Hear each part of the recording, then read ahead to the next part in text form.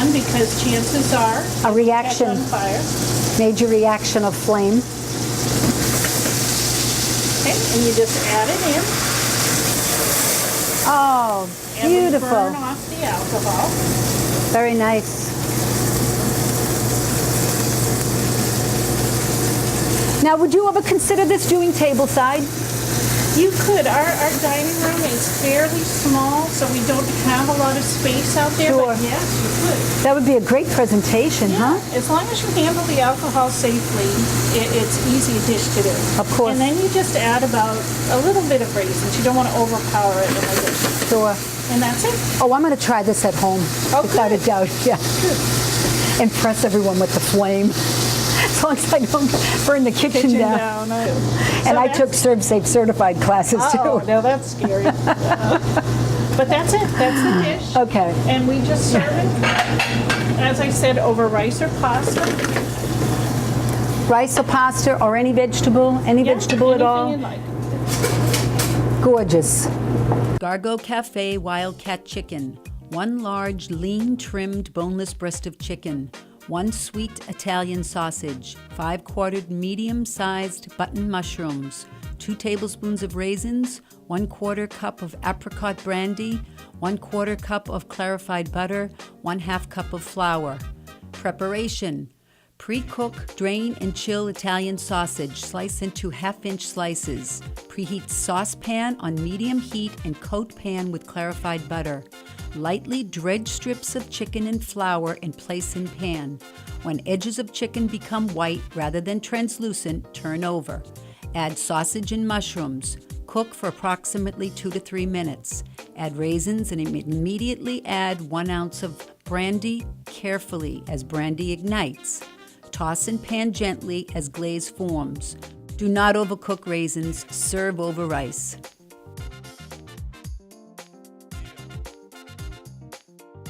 Teresa, now we're going to make the grape nut custard, our most popular dessert. We were actually asked by Bon Appetit for the recipe, so that was very impressive. We're going to crack 9 eggs if you'd like to. Oh, absolutely. Have you ever cracked eggs with one hand? No, but I Would can you learn. like me to teach you? Sure. Okay. What we're going to do is you're going to hold the egg like this, crack it on the side, and use your 4th finger to just open it up. We sometimes have competitions as to how fast people can crack eggs, so. There you go. Well, look at that. Now you have to do it with 2 hands. Okay. Oh, Come on. You can do it. okay. I hope you're not going to get all the shells in here. Oh, I'm sorry. What a mess. That's all right. Ay, ay, ay. That's why we use an Okay. egg shell to get out There we any go. shells that might get there. Okay, so the ingredients obviously are eggs and Yeah. Sugar, light cream, cinnamon, nutmeg, and grape nuts, and vanilla. beautiful. And eggs are a wonderful source of protein. We know that. Okay. Now you see I'm back to 2 hands here. I'm That's sorry. okay. Just going a little quicker. All right. Here you go. You got a towel? Yep. We want to add the sugar first with your egg.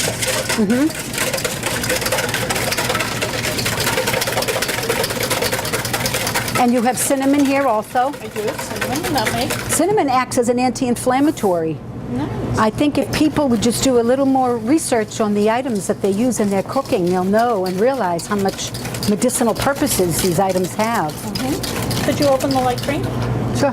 You actually want to add the sugar to the eggs first so it dissolves. If you add the light cream first, the sugar won't always dissolve and it'll stay in the bottom of your bowl. So add the sugar first. Sugar to the eggs first, and then your light cream.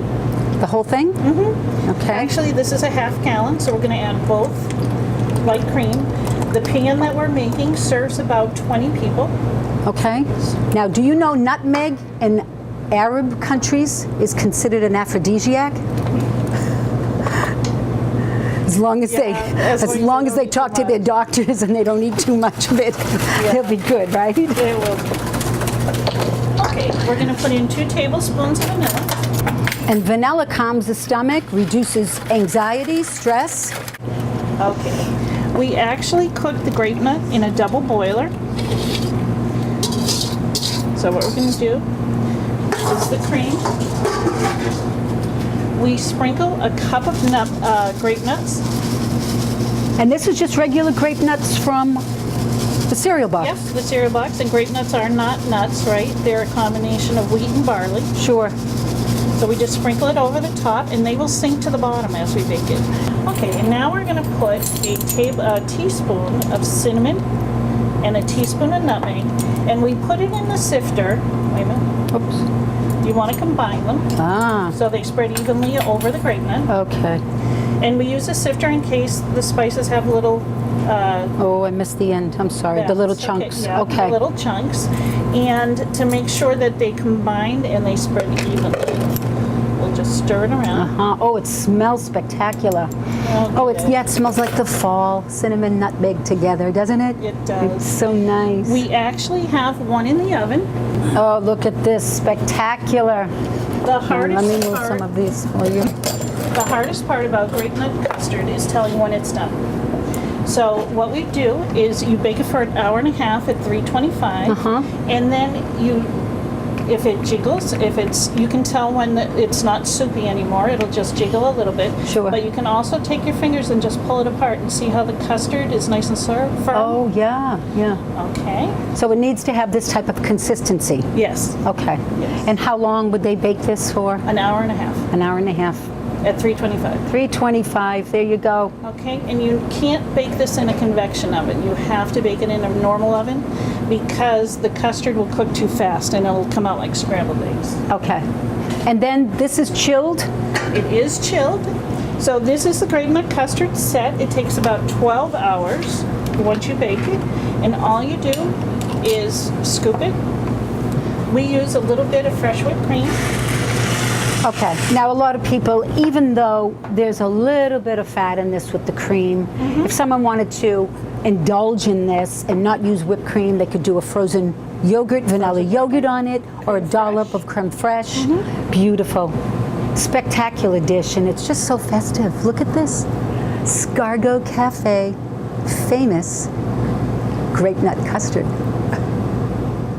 Scargo Cafe famous grape nut custard. 9 eggs, 2 cups of sugar, 1/2 gallon of light cream, 1 tablespoon of vanilla extract, 1 tablespoon of cinnamon, 1 tablespoon of nutmeg, 1 cup of grape nut cereal. Preparation. In a large mixing bowl, whip eggs, cream, and sugar. Transfer to 1/2 hotel pan in a bath water. Sprinkle evenly on top 1 cup of grape nuts. Sprinkle lightly on top 1/2 teaspoon each cinnamon and nutmeg.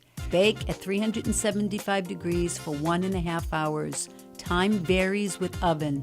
Remove and allow to cool at room temperature. Now, Jan, a lot of people want to know what goes on behind the line and who's serving us all these spectacular dishes out in the dining room. So they want to know a little bit about the chef, something personal. Can you tell me something maybe that inspired you?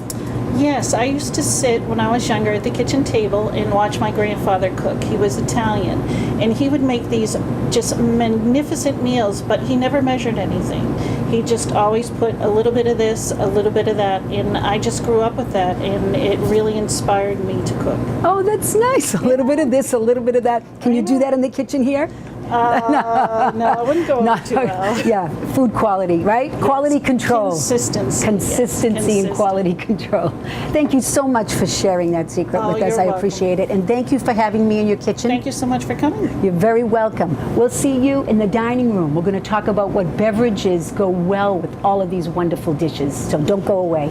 We're going to discuss the tuna martini and each one of these beautiful dishes and what wines complement each one of them. Would you like to start, Peter? Sure. The tuna martini is a very spicy dish. It would stand up to almost anything, but in order to create some balance, I think a classic New Zealand Sauvignon Blanc. A lot of people are very fond of these wines these days. It would go perfectly with that.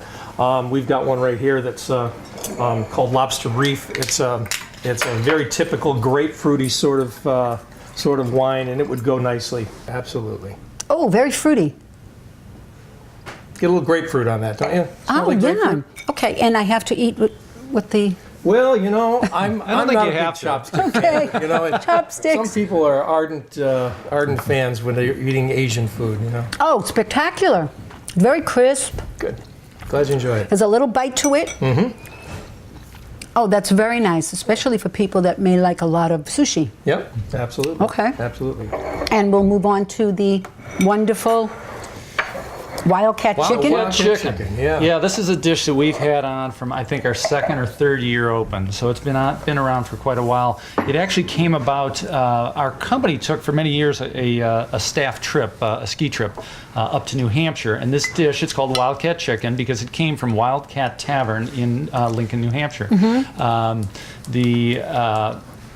At one particular evening that we were there, I think our staff, there were about 35 of us, half of them all had this dish called, actually Chicken Mondo was the original name. It had dried apricots in it. Now we've altered it to make it our own. We flambe it obviously with the apricot brandy, and we've eliminated the dried apricots. But we did leave the name, at least Wildcat, to give them some, Sure. to give them a little And it was credit so for much fun cooking this in the kitchen Absolutely. with Chef Jan. It's great at food shows, but it's great, for us to show off a little bit, and it's really something different that you're not going to find in other restaurants. May I taste? Absolutely, please. Oh, and it looks spectacular.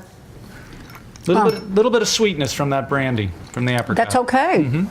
Sweet is good, especially with the mushrooms and the raisins. The flavors all blend together beautifully. And your This is a Spanish Rioja. I think it would complement the spiciness of the sausage rather nicely, even though people do tend to pair white wines with chicken. A nice Riesling would go just as well. I think it's just a matter of personal preference. Now, I told you, my son-in-law and my daughter, they own a winery in the south of France. Wow. Domaine Bassac. I might as well give them a plug. It's Sure. an organic winery. Huh. And he brought some home at Christmas time. They were spectacular. If I can get any bottles, I'll bring them to you. Sounds Please great. Get him to I look ship me forward some. Be thrilled to carry it. Absolutely. And do you carry any organic wines? We do. And of course, Very the nice. French were, have been growing organically for a long, long time. But we have some domestic organic wines, as well as some of the French are just naturally grown organically. Yeah, very nice. People need to try it. It's Domaine Bassac. Terrific. Shall we try the wonderful, famous grape nut custard? Again, this is something that we developed in our first year, and it stayed on the menu all this time.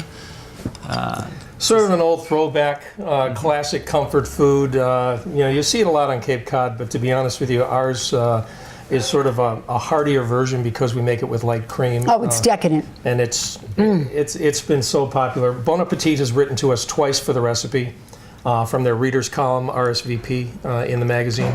We have sent them the recipe, but they do have a test kitchen where they try to make sure that that they're able to produce it in their kitchen on a consistent basis so that they can encourage their readers to make it. They don't really write back, but they have written to us twice for the recipe. So. Oh, I it's spectacular. I gotta say, I know you asked Jan earlier about substituting certain things, and I guess my answer to the question would be no, don't substitute. It's got to be the way it is. It just you're better off sharing it with somebody and cutting the portion in half, but keep the recipe as is. Yeah. That's right, and it's fun to share. It really is lovely, and I want to thank you both so much for having It's me. our pleasure. Thank Thanks. you. I am also searching for sponsors for Chef Secrets. So if you're interested or know of a company, and you don't have to be in the food industry, and you'd like to sponsor Chef Secrets, I will shoot a segment of Chef Secrets in your kitchen, and you can reveal some of your secret recipes. Thank you for watching, and we'll see you next time when we plan on revealing more Chef's Secrets.